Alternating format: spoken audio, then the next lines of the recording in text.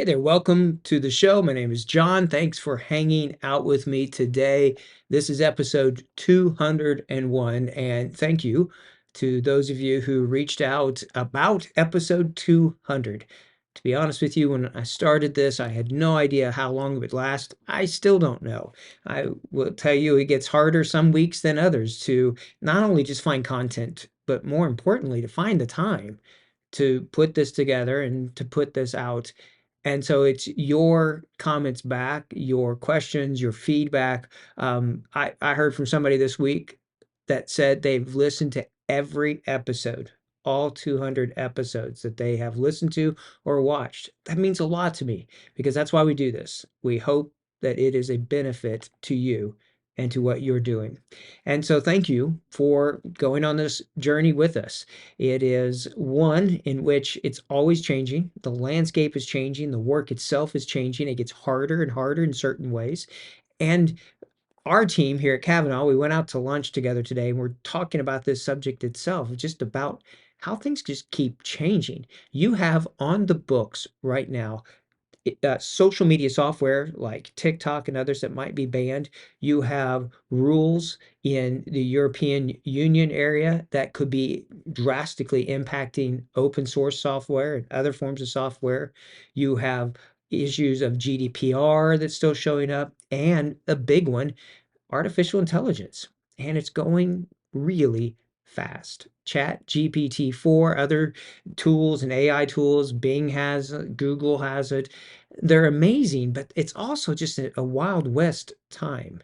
And so things are changing all of the time. And today's show, I want to be sharing with you, if you are new to one of the areas that's changed in the last year or so, Google Analytics 4, just some reports, making it to be something that is a benefit to you that you can look at. Now, before we jump into that, I will tell you what we tend to do with our clients at Kavanaugh is we create Looker Studio reports. It used to be Google Data Studio reports. I don't like the name. We still call them Google Data Studio internally here, but we use those a lot, and then we use different plugins that most of them that we use for clients are paid ones that draw the Facebook data into it. And it allows us to see the Google data, the Facebook data, all of those things in one screen, one dashboard. And that's really important. You want to be able to see what's important to you. If you're trying to figure out what's happening on your website, that's where Google Analytics, and specifically Google Analytics 4, comes into it. And so I want to dive in today and give you a little bit of training and let you know about an area that maybe you've never played much with, and it is the creating your own distinctive, unique reports within Google Analytics 4. So let's dive into it. All right, so with Google Analytics 4, if you're not using it, well, if you're using version 3 of Google Analytics, you will know that that's what you're using if you go to analytics.google.com, and then on the page it says there that it is a UA. So the code that you're using on your website would be a UA code, right? So you really need to switch that over. It is being sunset. It is being put away. They're migrating. Everybody's going over to Google Analytics 4. That's what Google is doing. And at first, Google Analytics 4 was really bad, in my opinion, but it's getting better and better. And regardless, at this point, you need to have things switched over. Now, if you live in a place where you either can't use Google products, or you're concerned like GDPR rules, or maybe you just don't like Google, there are other ones out there that we use on some of our client sites, which for tools like Matomo or different ones. But for Google specifically, for Google Analytics 4, it is a free tool, and so it's actually a really good one. So we're going to dive in here, and what you will do is go to your analytics.google.com website, log in there. Now, this is assuming that you have already put this on your website. And so it can't go back in time. It can only capture the data from when you've installed it on your website. If you're using a WordPress site, something like that, there are plugins that you can use, or you can use what we like, which is Google Tag Manager, and you can install your Facebook pixel, your Google Analytics tracking, and anything else that you want all in one container. That's a different training, different video. But this is, once you've got it installed, a really powerful tool. And what you can do is you can go to your home, which will show you a lot of your reports. But then if you go right underneath it, right over here to reports, is where you're going to go, right to reports. And then at the very bottom, right, this is the key thing. At the very bottom down here, there's going to be a button called library. And when you click on that, when you click on library, it opens this screen that you're looking at here. Now, if in doubt, always click on these blue boxes where it says learn more. Or you can hover your mouse over different things. And if you see this circle with a question mark in it, it shows you what this is talking about. So a collection is a set of reports, right? This is your binder with all your reports put into it. And there's a lot of different ones that are built already out just straight from scratch here in Google Analytics. So there's some example of some different reports right here on the page. Acquisition, where are people coming from? Users, where you're getting your users, where your traffic to your website is coming from. And all of this is really important, especially if you're doing paid social, Google search, you have people that you're just are sharing your page with others. It's important to know what people are doing on your website.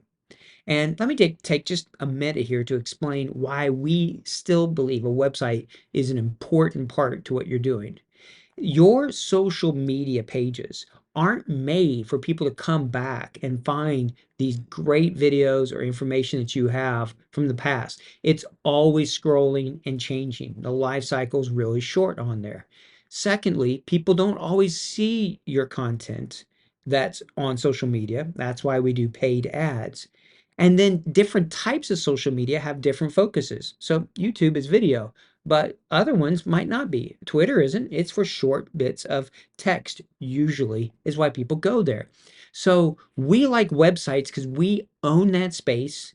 We can put Bible reading plans and video collections, old ad campaign landing pages. We group them together. And that's, in essence, it's a library. And that's what we try to use our websites for, and we own it. So we can put on it what we want and not have to worry about it getting shut down. All right. So we still believe websites are really, really important for you. And if you're going to be running paid ads, you're going to need some websites for your verification and for your accounts. So all of this plays together. So however people are coming from your site, this is where the reports would happen. So if you're listening to the podcast, just go to analytics.google.com, go to reports, and then click on library. Or if you're watching here on the YouTube video, you see where I'm at. It has reports on events, engagement, conversions when people do something like time on page or download something, what pages, what screens people are going to, landing pages, all of that. And if you were to do e-commerce, you could get that kind of information in there as well. What I want you to see is that there's a couple of options that you can do. If you don't like the reports that you see that are on the left screen built in, like there's already some acquisition, where you're getting them, traffic, there's already engagement reports, events, conversions. But let's say you want to build your own and then you wanted to only show information from, say, paid ads. What you could do is hit create new report, and you are given an option, create an overview report or a detail report. So what we would do is create a detailed report, and then let's say we want to figure out where people are coming from. Right? So we would look at traffic acquisition. You can start and build a blank page and add things to it. But a lot of these that are templates, where your users are coming from, pages and screen, all of this are great ones to start with. So let's just play with one here together. We'll do traffic acquisition, right? And we're going to build this report, and it's going to come up here, and we're looking at this site, we're looking at how it's doing on this one, and then when we're in here, okay, to this screen that's showing us all of it, it shows us organic search, direct traffic, people typed in the address, paid search, organic social, and then referral traffic as well. And this is just an example, an account here that we're showing. So if you go down the page, you can see all of your numbers. Here's paid search, right? So organic social, referral, all of these are there. Well, what we can do with this report is we can customize it. And on the right side of the screen, it's going to give you different types of dimensions or metrics, and you can also add filters. And so when you add a filter into it, you can create a filter that says, I only want to see information from organic search, let's say. And I'll tell you, this is really important. This is one of the reasons why we like Google so much, both paid ads and organic, is that it tells us what people are looking for. Some of you have spent months researching your persona, and unless your sample size is huge, honestly, you may not be getting great information there. But when people are searching, they tell you the keywords are there, the phrases are there. So that's just one thing that you could do through this, is to look through and run a report only about, let's say, traffic from organic search. And then you could do search terms. So there's a ton of things that you can do. Well, when you've got the page done that you want, you will hit save on that page, and it's in the top right-hand corner. You will save it, and then that becomes a specific report, let's say about organic traffic, or organic search traffic. And when you create enough of these together, you would hit save. I'll not save this one. I'm going to discard this one. So I'm going to click back, hit discard, and we'll go back to these reports. But once you have several of these detailed reports, then you can create a collection. And a collection is, if a detailed report is a file, a collection is like the file folder with all of these reports in. So here's an example of one, life cycle. And if you look to the left, you see where it says acquisition, engagement, monetization, and retention. Those are default collections that you could modify those, and you would just hit edit collection to do that. Or you can create a new collection. If you do that, then you can do one where you could talk about starting with a blank one. Let's say you would click blank, and then you're going to drag in what reports you want.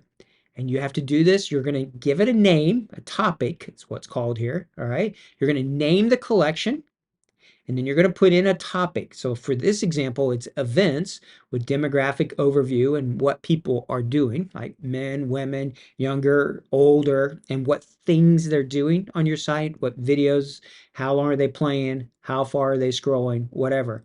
And so then you can drag any of these other reports that you have made or ones already made over to this collection. And then when you've done this, you're going to hit save to it, and then you're going to click publish. And when you've done that, you can have on the left side of your Google Analytics these specific reports that you want. One's built out just for you. So if you don't do e-commerce, you can edit these and take out all of the e-commerce data. Whatever it is, how you need the data, what you want on your screens and what you want to report, that's the beauty of this library and being able to build out all of these very specific reports based upon what you want information, and how you want to group them together. All right, so hopefully that's something that will spur your interest. If you've never clicked down there on the library button, do that with your Google Analytics 4. Look at the different reports, edit them however you want to be what you want, to give you the information that you need to make informed decisions. And then whatever's working, do more of that. All right, but don't stop testing and trying and learning. We learn as much from what doesn't work as we do from what is working. So hopefully that's a benefit to you. As you see right here on the screen, if you're watching the video, I would love for you to subscribe to the YouTube channel and or the podcast. We put it out every Friday. It goes out at 1:15 Eastern Standard Time. So we hope that you will listen or watch or both, and that you will share it with others who can benefit from this information to make Jesus famous. All right. Until next time, take care. God bless. And thank you so much for all you're doing to make Jesus famous. Bye for now.